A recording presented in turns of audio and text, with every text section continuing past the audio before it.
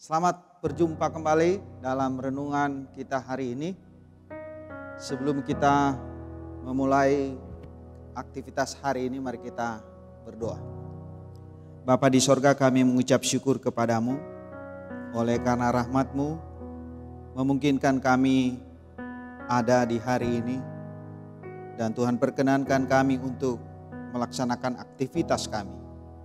Bimbing kami dengan kuasa Roh-Mu yang kudus untuk kami mendengarkan firman-Mu dan melakukan segala aktivitas kami. Kami sedia membaca firman-Mu, merenungkannya dan melakukannya. Dalam nama Tuhan Yesus Kristus, firman yang hidup, kami berdoa. Amin. Saudara-saudara, pembacaan Alkitab kita hari ini Yakobus pasal 4 ayat 7 hingga ayat 8. Yakobus pasal 4 ayat 7 hingga ayat 8, firman Tuhan demikian bunyinya. Karena itu tunduklah kepada Allah dan lawanlah iblis, maka ia akan lari daripadamu. Mendekatlah kepada Allah dan ia akan mendekat kepadamu. Tahirkanlah tanganmu, hai kamu orang-orang berdosa, dan sucikanlah hatimu, hai kamu yang mendua hati. Demikian pembacaan firman Tuhan. Yang berbahagia ialah mereka yang mendengarkan firman Allah dan yang merenungkannya. Saudara-saudara, pembacaan Alkitab kita ini saya beri judul untuk kita renungkan, yaitu tunduk, dekat, dan tahirkanlah dirimu kepada Allah. Bapak, Ibu, saudara-saudara yang Tuhan Yesus kasihi, apa kabar? Harapan saya Bapak Ibu baik dan sehat hari ini serta terus bersama Tuhan Yesus Kristus. Firman Tuhan hari ini mengingatkan kita bagaimana kita bila diperhadapkan dengan kekuasaan dunia yang dapat menjauhkan kita dari Allah Bapa, Anak, dan Roh Kudus. Hal-hal yang membuat kita dapat hidup berkenan di hadapan Tuhan adalah sebagai berikut.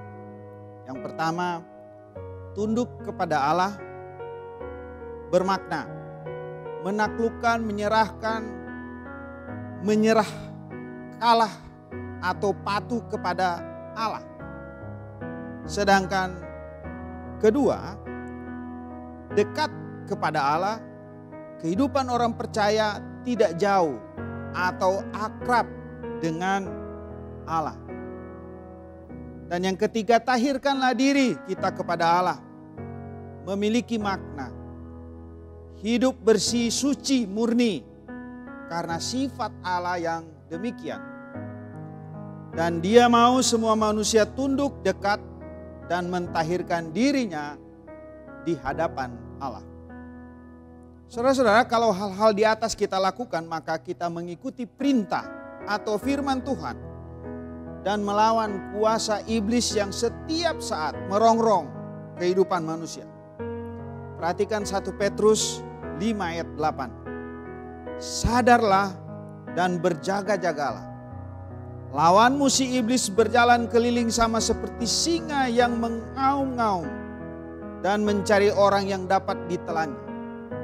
Ayat ini saudara-saudara menegaskan kepada kita betapa iblis proaktif menjerat dan memperdaya serta menemukan celah mempengaruhi, menguasai manusia untuk bersama-sama dengannya melawan Tuhan.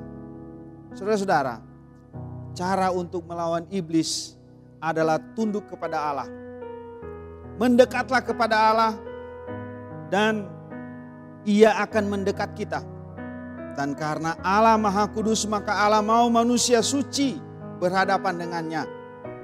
Caranya mentahirkan diri adalah hidup dalam pertobatan kepada Tuhan Yesus dan memohon bimbingan kuasa Roh Kudus-Nya setiap saat.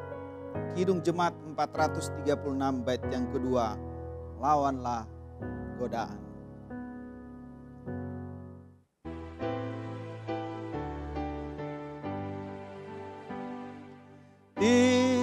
tinggalkan yang jahat, dosa dicegah.